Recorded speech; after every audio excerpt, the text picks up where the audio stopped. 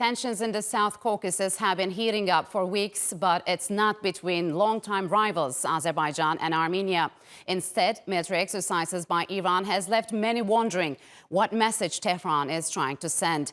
Last week, Iranian ground forces took part in drills close to Azerbaijan's border that triggered direct criticism from its president, Ilham Aliyev, who questioned the timing of the exercises.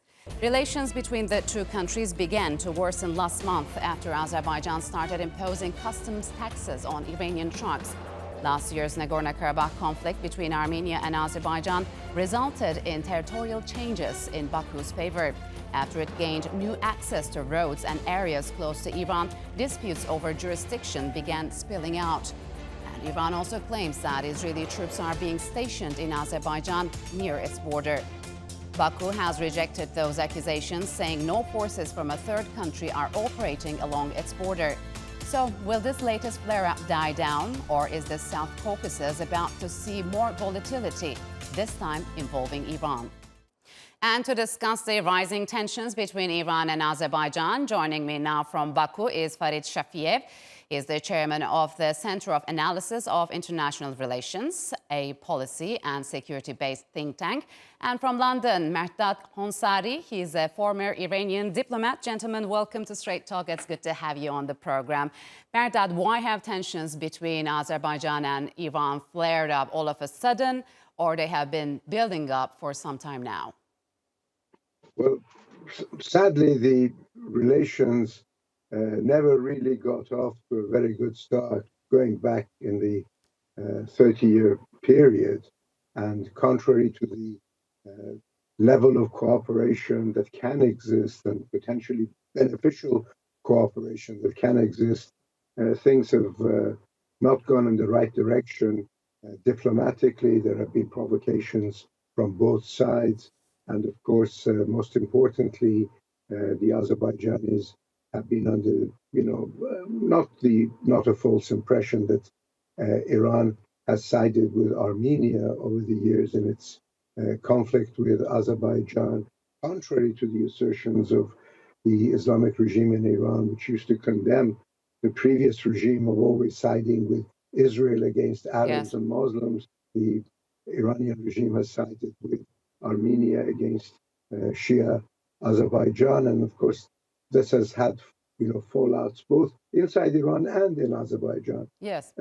In short, I think that things should have gone much better, but they have not, and these divisions have escalated into this scenario that we're witnessing at this time. So far, what were the major underlying problems between the two countries, which worsened with the arrest of Iranian truck drivers for illegal entry into Azerbaijan territory? Bigger fault lines, like theocracy against secularism. There is some also the geopolitical affiliation. But I think this current problem caused generally by the geopolitical change, which indeed emerged after the victory of Azerbaijan in last year's war with Armenia, and Azerbaijan finally liberated territories.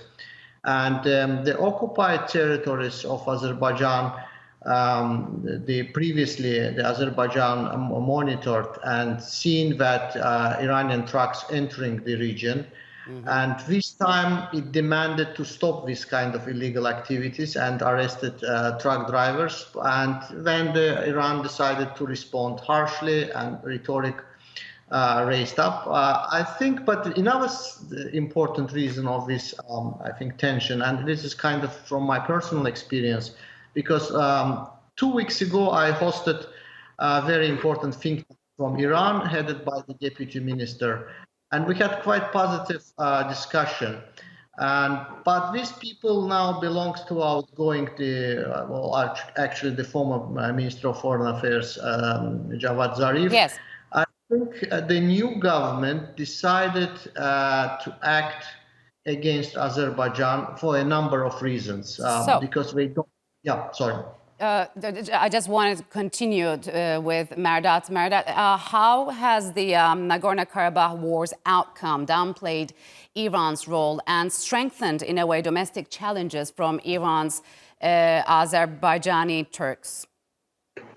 Well, I think this time round, especially religious elements within Iran, who a large number of them are of Azeri stock, they were quite vocal about the fact that the Iranian government should, act more in concert with Azerbaijan. That affected, the entire disposition of the regime towards the conflict and towards its previously more blatant support for Armenia. Hmm. I think that what was said, the fact is that there was a route which the Iranians used to transport their goods. The Azeris are now in charge of segments of that route, and they demanded taxes and so on, which the Iranians didn't pay. That it was the underlying reason for this recent tension. And of course, the Iranians have now decided to build a new road into Armenia, which would hopefully overcome this kind of difficulties and pave the way for a simmering of the current tensions. Yes, we know that Iran has offered financial and technical support to Armenian plans to build a 550-kilometer north-south corridor road, which will eventually bypass Azerbaijani territory. So, Farid, what's your take on that? How is it going to play out, especially during a period when Azerbaijan and Armenia try to get closer, at least to find some ways to reconcile, how to put a balancing act here? I think we're okay with the transportation links between Iran and Armenia. It's their business, and we, as I said, we always knew that they have quite warm relationship, very close relationship. And after the war, actually, Azerbaijan and Turkey proposed a regional framework, 3+3. That means Armenia, Azerbaijan, Georgia, plus 3 regional countries, Iran, Turkey, and Russia. And this kind of regional cooperation envisages the opening up of all transportation links and creating the new one between Azerbaijan and its exclave Nakhchivan, and then to Turkey, which is also a bit the matter of the concern of the Iranian side. Though this new route between Azerbaijan and Nakhchivan, which we call Zangezur corridor, it will be guarded by Russian border forces, which means Azerbaijan will not extend its control or sovereignty. So this is presumption, Iranian presumption that it somehow will cut its links with Armenia. I think it's false. I think the regional cooperation might decrease the tension between all countries. So, Mehrdad, how have reconciliation efforts, to your view, between Azerbaijan and Armenia, as well as joint military drills between Turkey, Pakistan, and Azerbaijan in September, and the latest one between Turkey and Azerbaijan in Nakhchivan, aggravated Iran? What's at stake for Tehran administration in the region? Well, I think these particular military exercises, they do not in themselves aggravate Tehran to the level that we have seen. What Iran is concerned about, and of course, is the level of cooperation that exists between Azerbaijan and Israel. And they are afraid, especially in light of Israeli threats, that they might be taking military action, potential military action against Iran, if the nuclear file is not resolved, and if Iran's nuclear program escalates to a level that they consider unacceptable. That Iranian fear is that Azeri territory may be used by Israel either to spy on Iran, yes, electronically, or for providing refueling bases, to Azerbaijan, to Israel for yes, coming to Iran and so on. It's issues of this nature in the background that also, are included in the kind of other issues that, are much more real and much more relevant. Yes, Iranian claims were denied by the country's president, Ilham Aliyev. So, Farid, have you heard of any Israeli reaction? No, I mean, I just would like to underline the cooperation between Israel and Azerbaijan is going on now for almost 20 years. And we know all that the main goal from Azerbaijani perspective is to beef up its military, and the goal was to liberate our territories from the Armenian occupation. In time, we knew that Iran also had, as I said, not only, let's say, economic relationship with Armenia, but for example, the fuels from Iran helped Armenia, especially during the First Karabakh War. So this is sort of the mutual accusations from both sides. But in 2005, I would like to remind that both countries signed the agreement. We pledged not to make their respective territories by the third countries for the use by the third countries.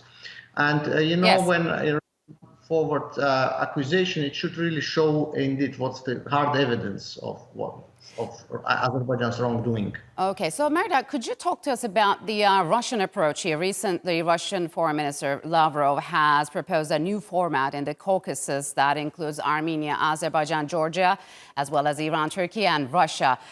Is this a viable proposal given the current tensions in the region? Well, I think that they should try seriously to look into this kind of situations to try to make it viable, even if it isn't. I mean, as we speak, obviously, it doesn't look very viable, given the current state of tensions. But these tensions must decrease, and it is in the ultimate interest of Iran to want to enhance its ties with Azerbaijan, something it should have done many, many years ago, were it not for kind of agitations coming from religious sectors within Iran. And as your guest pointed out, this significant difference between a secularist and a religious approach to policy and things like that. So I think that Iran must expand its relations with Azerbaijan. It's to Iran's benefit. And that does not entail negating ties with Armenia or expanding ties to have a much more profound and much more comprehensive policy and trade relations with countries in the South Caucasus. All right, gentlemen, unfortunately, we'll have to leave it here. Thank you very much for joining us on Straight Talk.